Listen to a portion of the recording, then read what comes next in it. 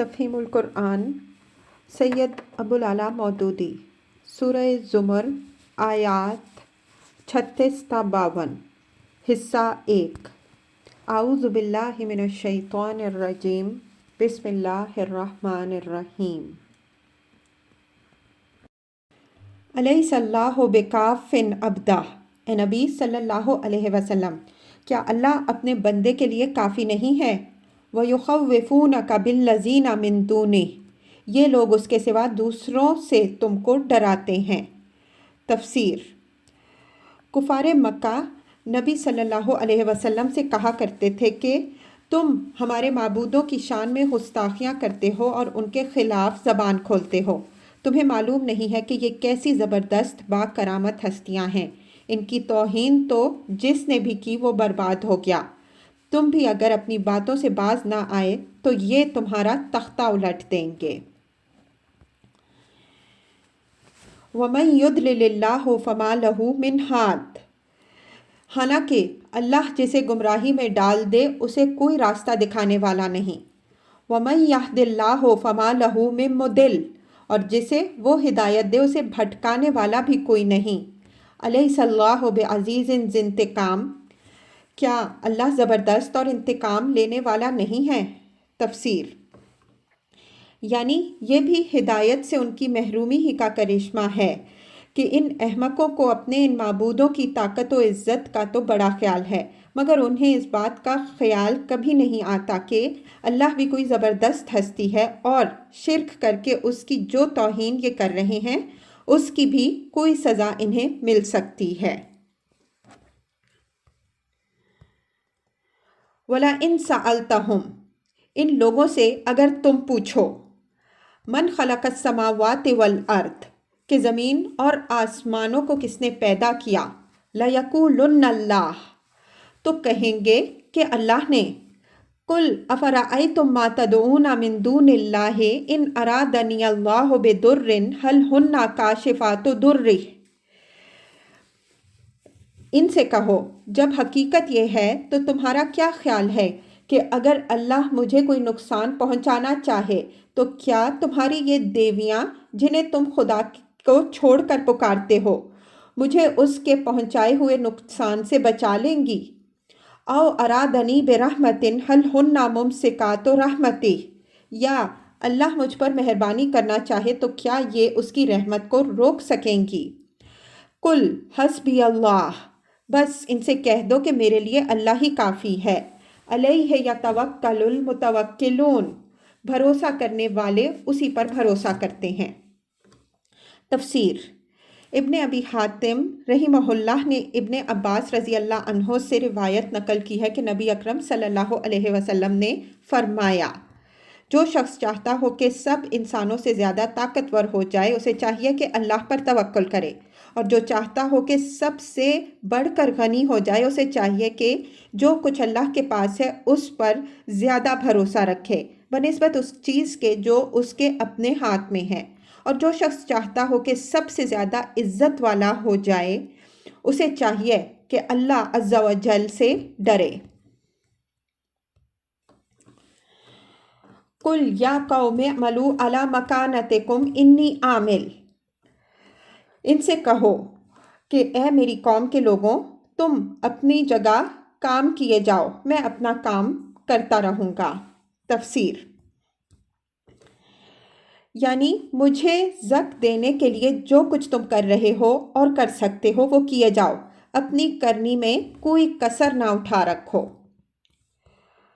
فَسَوْفَ تَعْلَمُونَ، عنقریب تمہیں معلوم ہو جائے گا، مَن یَأْتِیہِ عَذَابٌ یُخْزِیہ، کہ کس پر رسوا کن عذاب آتا ہے، وَیَحِلُّ عَلَیْہِ عَذَابٌ مُقِیمٌ، اور کسے وہ سزا ملتی ہے جو کبھی ٹلنے والی نہیں۔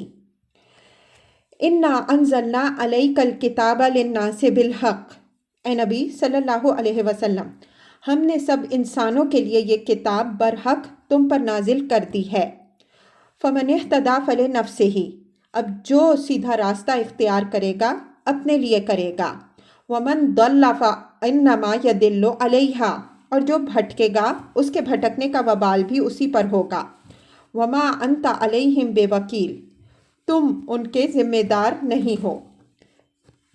तफसीर, यानी तुम्हारे सुपुर्द उन्हें राह रास्त पर ले आना नहीं है, तुम्हारा काम सिर्फ ये है कि उनके सामने राह रास्त पेश कर दो। इसके बाद अगर ये गुमराह रहें तो तुम पर कोई जिम्मेदारी नहीं है। अल्लाह यतवफ़्फ़ुल अनफुसा हीना मौतिहा, वो अल्लाह ही है जो मौत के वक्त रूहें कब्ज़ करता है। वल्लती लम तमुत फ़ी मनामिहा, और जो अभी नहीं मरा है उसकी रूह नींद में कब्ज़ कर लेता है। तफसीर, नींद की हालत में रूह कब्ज़ करने से मुराद एहसास व शऊर, फ़हमो इदराक और इख्तियार व इरादा की क़ुव्वतों को मुअत्तल कर देना है। ये एक ऐसी हालत है जिस पर उर्दू ज़बान की ये कहावत फिल वाक़े रास्त आती है कि सोया और मुआ बराबर। फ़युमसिकुल्लती क़दा अलैहिल मौत, फिर जिस पर वो मौत का फ़ैसला नाफिज करता है उसे रोक लेता है। वयुरसिलुल उख़रा इला अजलिम मुसम्मा, और दूसरों की रूहें एक वक्त मुकर्रर के लिए वापस भेज देता है। इन्ना फ़ी ज़ालिका लआयातिल लिक़ौमिन यतफ़क्करून, इसमें बड़ी निशानियां हैं उन लोगों के लिए जो गौर व फिक्र करने वाले हैं। तफसीर, इस इरशाद से अल्लाह ताला हर इंसान को ये एहसास दिलाना चाहता है कि मौत और ज़ीस्त किस तरह उसके दस्ते कुदरत में है। कोई शख्स भी ये ज़मानत नहीं रखता कि रात को जब वो सोएगा तो सुबह लाजिमन ज़िंदा ही उठेगा।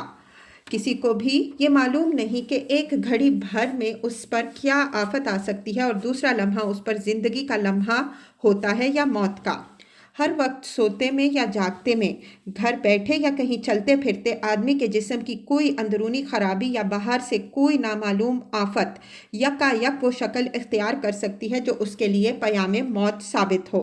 इस तरह जो इंसान खुदा के हाथ में बेबस है वो कैसा सख्त नादान है अगर उसी खुदा से गाफिल या मुनहरिफ है।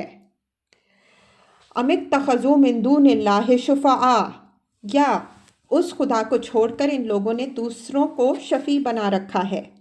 तफसीर, यानी एक तो इन लोगों ने अपने तौर पर ख़ुद ही फ़र्ज़ कर लिया कि कुछ हस्तियां अल्लाह के यहाँ बड़ी ज़ोरावर हैं जिनकी सिफारिश किसी तरह टल नहीं सकती, हालांकि इनके सिफारिशी होने पर ना कोई दलील, ना अल्लाह ताला ने कभी ये फरमाया कि इनको मेरे यहाँ ये मर्तबा हासिल है, और ना खुद उन हस्तियों ने कभी ये दावा किया कि हम अपने ज़ोर से तुम्हारे सारे काम बनवा दिया करेंगे। इस पर मज़ीद हमाकत उन लोगों की ये है कि असल मालिक को छोड़कर इन फ़र्ज़ी सिफारशियों ही को सब कुछ समझ बैठे हैं और इनकी सारी न्याज़मंदियाँ उन्हीं के लिए वक्फ़ हैं। कुल अवलौ कानू ला यमलिकूना शैअन वला याक़िलून, इनसे कहो क्या वो शफ़ात करेंगे खा उनके इख्तियार में कुछ हो कुछ ना हो और वो समझते भी ना हो। कुल लिल्लाहि शफ़ाअतु जमीआ, कहो सारी शफ़ात सारी की सारी अल्लाह के इख्तियार में है। तफसीर, यानी किसी का ये ज़ोर नहीं कि अल्लाह ताला के हुजूर में ख़ुद सिफारिशी बनकर उठे, कुजा के अपनी सिफारिश मनवा लेने की ताकत भी उसमें हो। ये बात तो बिल्कुल अल्लाह के इख्तियार में है कि जिसे चाहे सिफारिश की इजाज़त दे और जिसे चाहे ना दे, और जिसके हक़ में चाहे किसी को सिफारिश करने दे और जिसके हक़ में चाहे ना करने दे।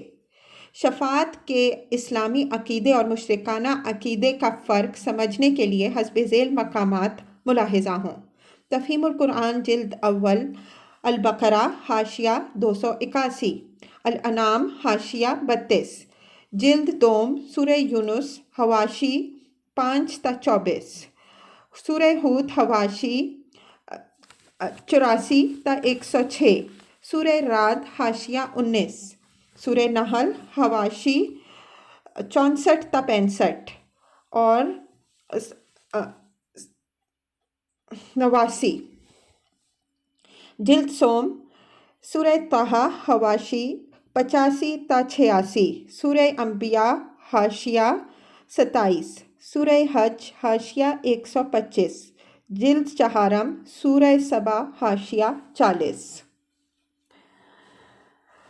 लहू मुल्कुस समावाति वल अर्द, آسمانوں اور زمین کی بادشاہی کا وہی مالک ہے۔ ثم الیہ ترجعون، پھر اسی کی طرف تم پلٹائے جانے والے ہو۔ وَإِذَا ذُكِرَ اللَّهُ وَحْدَهُ اشْمَأَزَّتْ قُلُوبُ الَّذِينَ لَا يُؤْمِنُونَ بِالْآخِرَةِ، جب اکیلے اللہ کا ذکر کیا جاتا ہے تو آخرت پر ایمان نہ رکھنے والوں کے دل کڑھنے لگتے ہیں۔ وَإِذَا ذُكِرَ الَّذِينَ مِن دُونِهِ، اور جب اس کے سوا دوسروں کا ذکر ہوتا ہے، إِذَا هُمْ يَسْتَبْشِرُونَ، تو وہ یکا یک خوشی سے کھل اٹھتے ہیں۔ تفسیر۔ یہ بات قریب قریب ساری دنیا کے مشرکانہ ذوق رکھنے والے لوگوں میں مشترک ہے، حتیٰ کہ مسلمانوں میں بھی جن بدقسمتوں کو یہ بیماری لگ گئی ہے وہ بھی اس عیب سے خالی نہیں ہیں۔ زبان سے کہتے ہیں کہ ہم اللہ کو مانتے ہیں، لیکن حالت یہ ہے کہ اکیلے اللہ کا ذکر کیجئے تو ان کے چہرے بگڑنے لگتے ہیں۔ کہتے ہیں ضرور یہ شخص بزرگوں اور اولیاء کو نہیں مانتا، جب ہی تو بس اللہ کی باتیں کیے جاتا ہے، اور اگر دوسروں کا ذکر کیا جائے تو ان کے دلوں کی کلی کھل جاتی ہے اور بشاشت سے ان کے چہرے دمکنے لگتے ہیں۔